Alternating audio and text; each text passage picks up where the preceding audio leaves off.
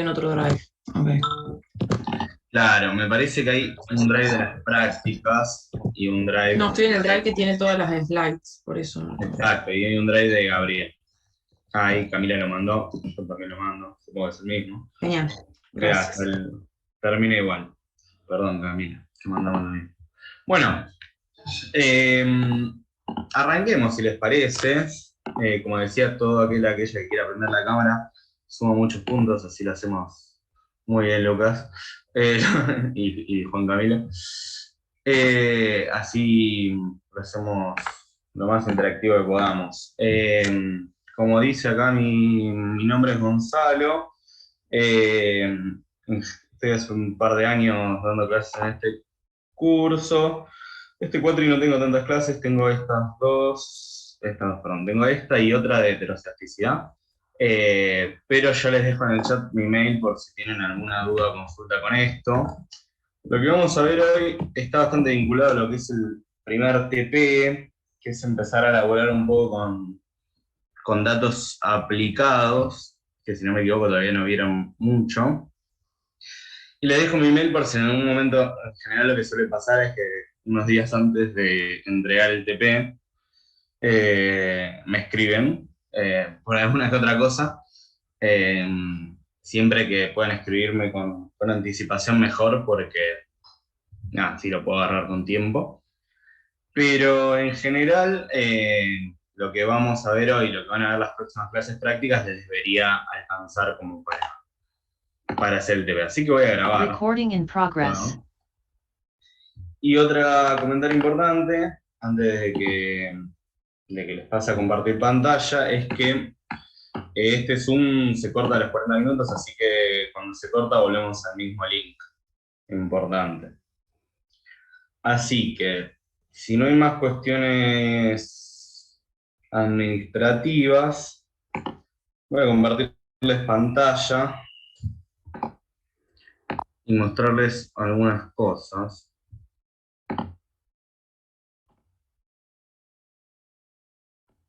Una cosa que es medio molesto. Voy a abrir la página del INDEC, porque todo esto de pH, se imaginarán que es del INDEC. Un segundo. No sé nunca dónde enchufar esto, ahí está. Lo dejo de arriba. Bueno.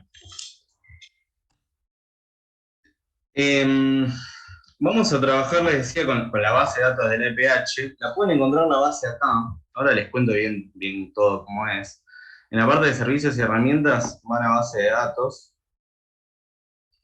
Y fíjense que acá tenemos, apenas entramos, los microdatos y documentos de 2016 a 2022. Si quieren periodos previos, las bases de datos están acá, microdatos y documentos. Lo que quiero que empecemos a ver un poco es la parte más metodológica, que quizás es lo más molesto del EPH, lo que vamos a tener que acostumbrarnos un poco más, para así podemos llevar parte de la teoría que solemos ver en la primera parte de la materia, la primera parte de econometría, a una de las mejores o la mejor base de datos que tenemos en Argentina de datos de corte transversal, y la más periódica y con la que más se suele elaborar. Entonces, acá fíjense que esto lo tenemos dividido por trimestres. El EPH es trimestral, por eso digo, es ideal para todos los modelos de regresión simple, regresión múltiple que vemos en el curso, porque lo que tenemos es así como lo clasifica Ulrich, datos de corte transversal, en el sentido de que agarramos un periodo en el tiempo, lo cortamos y decimos, bueno, esta foto, este momento, este trimestre, le preguntamos a muchos individuos un montón de cosas. Entonces lo que se modifican son los individuos, pero el tiempo es el mismo, digamos. Tenemos una encuesta para el primer trimestre de 2022, otra para el cuarto trimestre de 2021, y así sucesivamente por trimestre hasta 2003. Tenemos la EPH continua, que es esta con la que vamos a trabajar. ahora les digo algunos comentarios más sobre esto, pero ya para que les quede cómo bajársela, fíjense que acá tenemos el formato XL, que te baja un zip, y acá el formato TXT. Yo les diría que la bajen en TXT por una cuestión de peso nada más, de cuánto pesa en la computadora. Y ahí cuando la bajen se van a encontrar con dos archivos, básicamente, dos Excels o dos TXT, uno que se llama uso individual y uno que se llama uso hogar. Después ahora cuando laburemos en Stata lo van a ver. Básicamente lo que te hace el INDEC es que te presenta la encuesta permanente de hogares en dos módulos. Un módulo que es el módulo individual, de individuos, que obviamente vamos a tener muchísimas más observaciones, y otro módulo que es el módulo de hogar. Ahora vamos a ver en fino, haciendo clic acá. Fíjense, acá tenemos el diseño. Esto es lo que yo creo que le subí pero no sé si de este trimestre o de otro. Pero esto se lo subí al Drive. Esto en general se publica todos los trimestres, no hay muchos cambios en los últimos años recientes, pero este es como el manual de la EPH. Fíjense que tiene 40 páginas y tiene de todo, ¿no? Pero acá está lo más interesante y quizás lo más complejo, por eso me quería detener unos minutos antes de pasar a Stata y que veamos esto más aplicado. Pero es eso, es una encuesta con una tipología y con una serie de características más particulares que quizás si no estamos familiarizados con los términos es medio molesto. Entonces lo que les recomiendo es que cuando tengan que hacer el TP, cuando trabajen, hagan los buffers que nosotros les dejamos y practiquen con eso, abran también este archivito y vayan fijándose los nombres de las variables. ¿Por qué digo esto? Porque, por ejemplo, acá tenemos, fíjense, tenemos dividido en dos partes. Yo les decía, el diseño de registro de la base hogar, y si van un poco más adelante, que es con lo que solemos trabajar nosotros, que es la base individual, tenemos acá la base de personas. Nosotros trabajamos con esto, en general, en econometría, en este curso. Por eso el archivo y el Excel que vamos a utilizar siempre es uso individual, se llama. Básicamente el diseño de usuarios y de personas. Entonces, si en algún momento de su vida quieren trabajar con la base de hogar, sepan que tienen acá, digamos, para que se entienda. Esto es, va un encuestador a una casa y a ese hogar le pregunta cosas, en características de hogares, y también le pregunta a las personas. Entonces nosotros podemos tener una muestra más chica con los datos a nivel hogar. Fíjense que los datos a nivel hogar, que son estos que tengo acá, son más características de la vivienda, digamos, características más estructurales, si quieren. No es lo que más nos interesa en econometría hoy, pero si en algún momento tienen que elaborar y ver, por ejemplo, el tipo de vivienda. Bueno, justo ahora tuvimos el censo, así que estamos más familiarizados con estas cosas. Si tiene agua por cañería o no, si tiene baño o letrina, etcétera, etcétera. Bueno, hay un montón, el desagüe, esto está bueno para ver si tiene clavada la casa cloacas. Bueno, nada, chumbénsela y si algún momento tienen que elaborar con esto, sepan que se saca de acá. Pero lo que vamos a darle más bola a nosotros, les decía, es esta parte. Un poquito más adelante, que tenemos el diseño de registros de la base de personas. Les voy a mencionar las variables principales. Esto está bueno, este manual, porque en esta columna te dice la descripción de la variable, ¿no? Y este es el nombre de la variable. Ven que a priori, si uno descarga un Excel, que la primera variable se llama CODUSU, y es medio raro, digamos, como uno no identifica el toque de qué estamos hablando. Entonces, CODUSU es el código, como bien dice la descripción, que nos sirve para distinguir si estamos hablando de la misma vivienda o no. Cada vivienda, a lo largo de la historia de la EPH, tiene un código específico.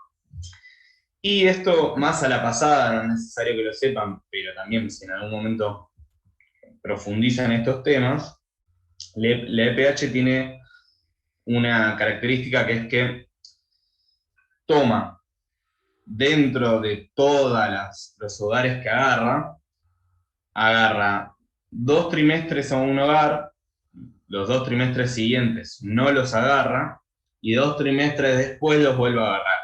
obviamente en el medio quizás se te pierda algún hogar, ¿no?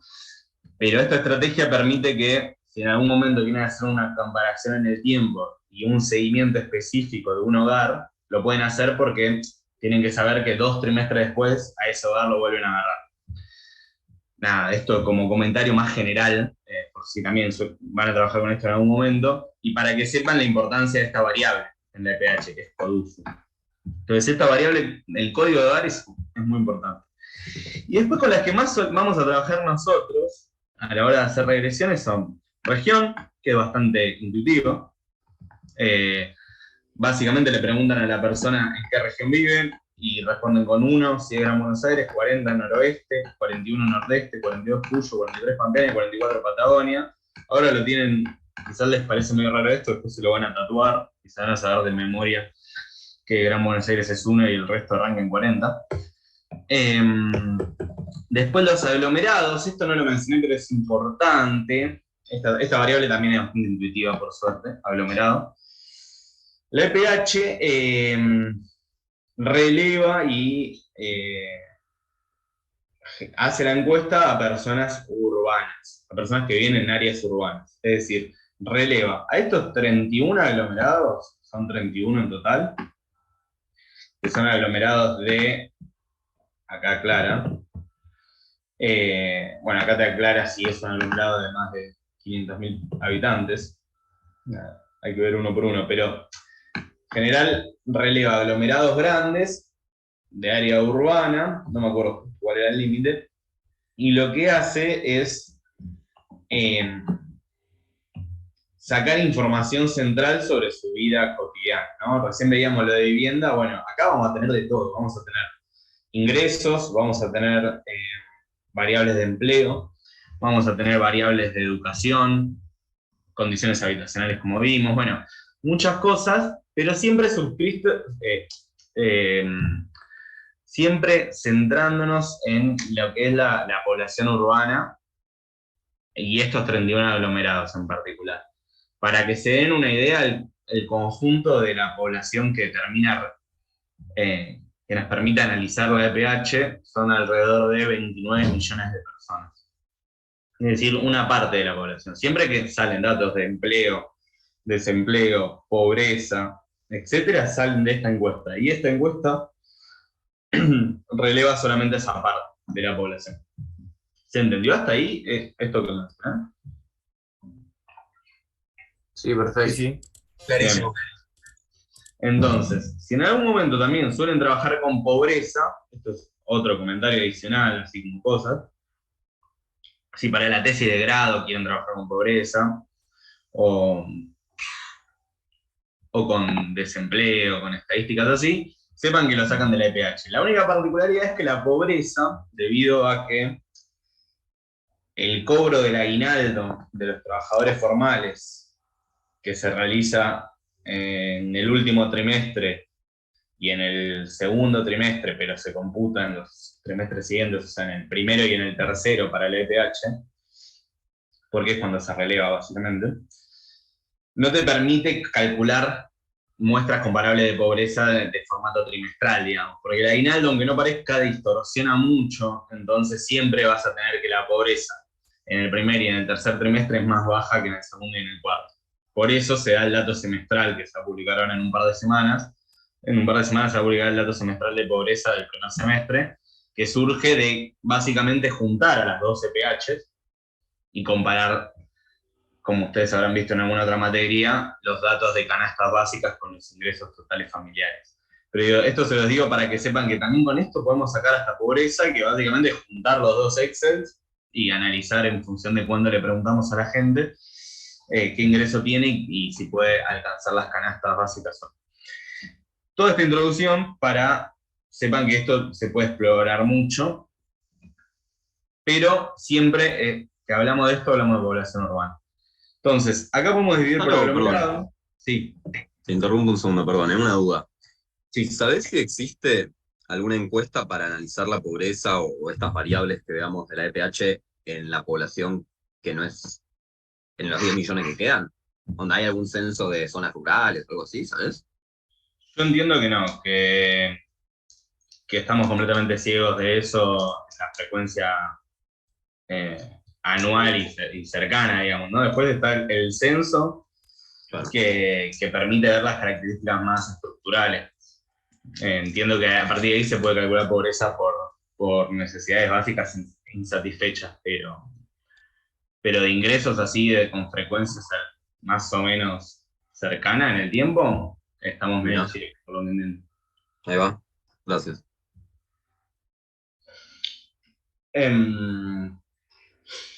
Y otra aclaración, que es medio molesto de la EPH, que en algún momento lo vamos a lograr cambiar, esta nueva generación de economistas, es que hay algunos aglomerados que no son de la misma provincia. Es decir, por ejemplo, San Nicolás, miren este aglomerado, San Nicolás, Villa Constitución. San Nicolás queda en la provincia de Buenos Aires y Villa Constitución queda en Santa Fe. Viedma y Carmen de Patagones, también Carmen de Patagones queda en provincia de Buenos Aires y Viedma queda en Río Negro. Entonces, esta combinación de aglomerados en general son todos de la misma provincia, pero hay algunos que no, entonces para extrapolarlos a nivel provincial es muy quilombo. Nada, comentarios aparte así ya dice. Dicho todo esto, veamos algunas variables más y les muestro. Estas variables son las que más vamos a trabajar. CH03 es la relación de parentesco, digamos. Básicamente, si la persona es jefe de hogar, si es la pareja del jefe o la jefa, si es hijo del jefe o la jefa, bueno, varias características. Esto es bastante útil para ver los ingresos de jefe de hogar, por ejemplo. CH04 es una variable que vamos a usar mucho, que es el sexo de las personas, que es 1 si es varón, 2 si es mujer. Fecha de nacimiento no usamos prácticamente. CH06. Una consulta, Sí. Gonzalo. Para definir el jefe o jefa de hogar, ¿qué se usa? ¿El que mayor ingreso trae al hogar? De todos los, o ¿cuál es el criterio para el jefe o jefa de hogar? O para los que consideren, tipo, yo soy jefe de hogar, yo soy jefe de hogar, ¿sí? Entiendo que la práctica viene más por ese lado. Que es, No tiene como un criterio de sí o sí, es el que más tiene ingresos. desconozco un poco igual, no te quiero mentir, pero me da la sensación, por lo que fue en el censo, que en general es quién es el jefe y uno dice yo y otro, digamos. O si no saben, le sugieren esto que bien decís vos. O sea, quién es el que tiene más ingresos. Okay. Pero sí, bueno, es una categoría que se usa, que se hace medio vieja, pero se sigue utilizando mucho para ver eso. Más de curiosidad que otra cosa, porque siempre lo veía y no sabía qué criterio se usaba. Bien. Bueno, rápido, algunas otras variables ahora las vemos en la EPH. Pero CH06 es la edad, la usamos mucho, ya deben haber visto alguna que otra regresión del salario controlando por la variable edad. Bueno, acuérdensela. Bueno, acá hay cosas que quizás no nos interesan tanto, pero bien, ahí es larguísimo esto. Y lo que quiero mostrarles es, si uno sigue bajando, van a aparecer las variables de ingreso, que son fíjense, son todos códigos, ¿no? Por eso digo, hay algunos que uno se los termina aprendiendo de memoria. Por ejemplo, ¿cómo? ¿Matías? Ay, perdón. Ah, no, perdón, pensé que estabas hablando, tranqui, paso. Por ejemplo, P21, lo voy a buscar así más fácil, es el ingreso por ocupación principal. Este es lo que vamos a usar, apréndenselo. P21 es como nuestro salario. A partir es el salario. La EPH tiene varios indicadores de ingresos. P21 es solo el recibido por trabajar, digamos, por la ocupación principal de la persona a la que le preguntamos. Pero después tenemos otros como ITF, que es el ingreso total familiar. Este es bastante importante también. El IPCF, que es básicamente el ingreso per cápita familiar. O sea, el ingreso total de la familia lo divido por la cantidad de personas y me da el ingreso per cápita. Esto es importante. El ingreso total familiar y el ingreso per cápita familiar, a diferencia del P21, que como dijimos es el salario, el IPCF y el ITF lo que tienen es que contemplan los ingresos no laborales, por lo tanto contemplan asignación universal por hijo, jubilaciones, bueno, un montón de ingresos que pueden tener las familias y que son los que se utilizan para medir pobreza, por ejemplo. Entonces, depende de lo que queramos ver, vamos a utilizar una variable de ingreso distinta. Si yo quiero ver el impacto de la educación o de la edad de las personas en el salario, y ahí vamos a tener que utilizar ingreso de ocupación principal, porque es donde afecta el nivel educativo o la edad de las personas, se supone, ¿no? Bueno, ahora cuando lo vemos en la práctica vamos a entender algunas cosas mejor.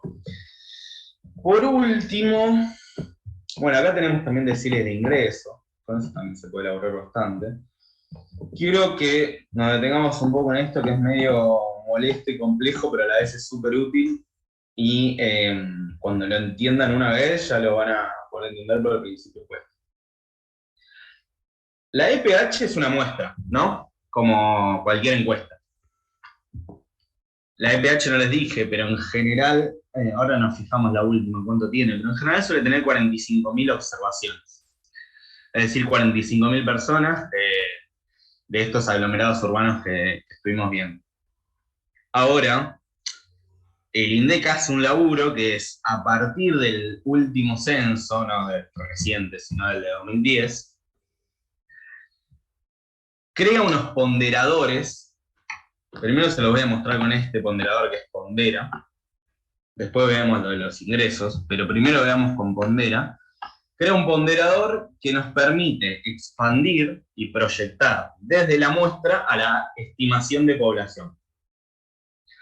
De ahora más voy a decir población, pero piénsenlo como estimación porque vieron que la población nunca la terminamos de saber, siempre la estimamos en algún punto.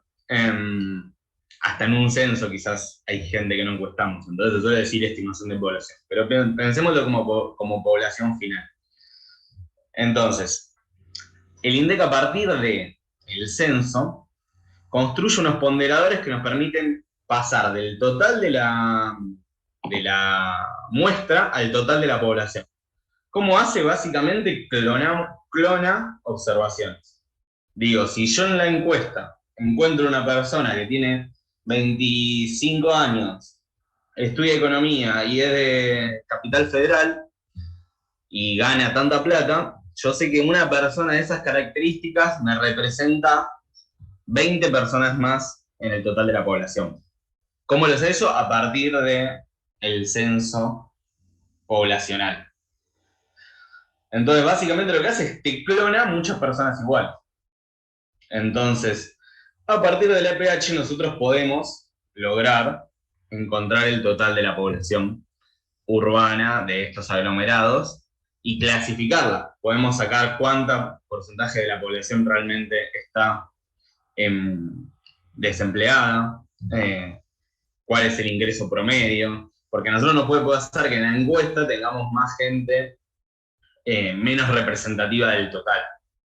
¿Se entiende un poco lo que voy? Ahora cuando lo veamos yendo a los números lo van a entender bien, pero por ahora quédense con esta idea de, con la EPH tenemos factores de expansión, si quieren después se pueden leerse esta parte del manual, que fíjense está en la página 40, que nos permite, a partir de esta variable que es Pondera, proyectar al total de la población.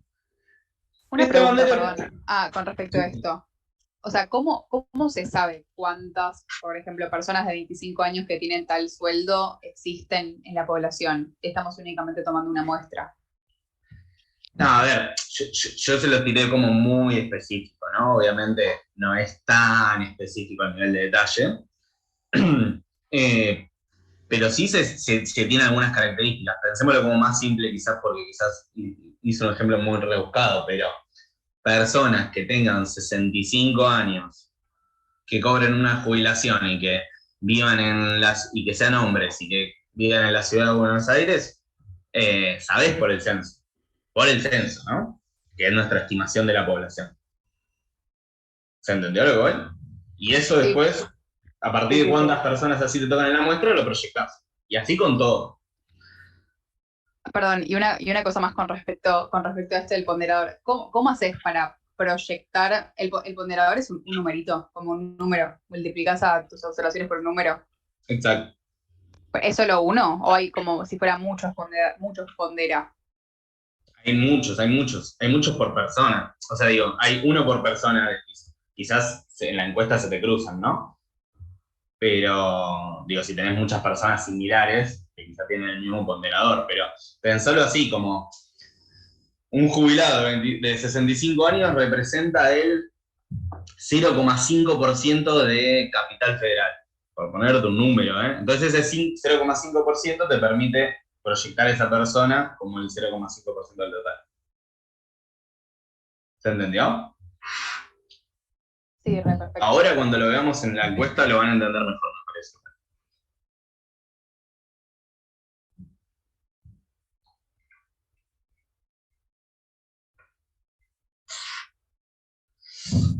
Última, y si quieren, cortamos el Zoom ahora cuando termine de decir esto y pasamos a Stata y vemos cosas ahí. Este comando, esta variable pondera, que como les decía, es una variable que tiene números por persona, ¿no? Es para para ponderar y proyectar a la población todo lo que no es proyección de ingresos. Es decir, si lo que queremos ver es cuál es el promedio del salario a nivel población urbana, y quiero pasar de la muestra a la población, voy a tener que usar otras variables, otros ponderadores, que son estos tres. Si lo que quiero es proyectar indicadores que no tienen que ver con los ingresos, ahí sí uso pondera. Digo, si yo quiero ver cuántas personas son solteras o casadas en el total de la población, uso pondera. Proyectando de la muestra de la población. Si quiero proyectar ingresos, tengo que usar Pondi, Pondio o Pondi con H. Es un quilombo esto, pero después le van a hacer un video. Este Pondi casi no lo usamos porque es para el ingreso total individual, que no es una variable que usemos mucho en el curso. Los que sí usamos mucho son Pondio o Pondi con H. Pondio lo que tiene es que es para ocupación principal, o sea, es para el salario. Y Pondi con H es para el ingreso total familiar y el ingreso per cápita familiar. Es decir, si trabajamos con ingresos laborales, usamos esta. Y si usamos ingresos laborales y no laborales, que es el ingreso total familiar, o sea, todo lo que es salario más ingresos por planes sociales, jubilaciones, etcétera, etcétera, ahí usamos este Pondi. Con estos, el INDEC llega en los números de pobreza, digamos. Con este, a partir de proyectar con este. Yo sé que es todo muy abstracto por ahora, perdonen, es medio no por esta parte, pero ahora cuando lo veamos en Stata, creo que se va a entender mejor. ¿Quieren comentar, preguntar algo o cortamos, volvemos al mismo link y pasamos a Stata?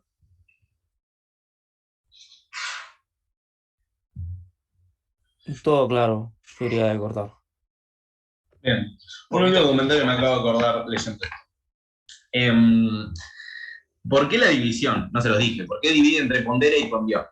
Bueno, porque es problemática la no respuesta de ingresos en las encuestas de hogares. Entonces, vos vas a una casa y le preguntás a la persona cuánto cobra y es bastante representativa la gente que no te lo dice. Entonces, se usa un ponderador específico que además capta esta no respuesta, digamos. Y fíjense que acá está clara. Si la persona, si en vez de tener 100.000 pesos como monto en la EPH, tenemos 9.99, 999, 999, significa que no hubo respuesta. También cuando vean números negativos en salario tiene que ver con eso. Cuando vean un -9, un -7, un -8 es porque la persona no respondió. Digo, como para que se vayan familiarizando. Y eso lo vamos a tener que sacar porque se imaginarán que nos van a molestar un poco. Al menos que usemos los ponderadores. Bueno, volvemos al mismo link en un minuto. Recording stopped.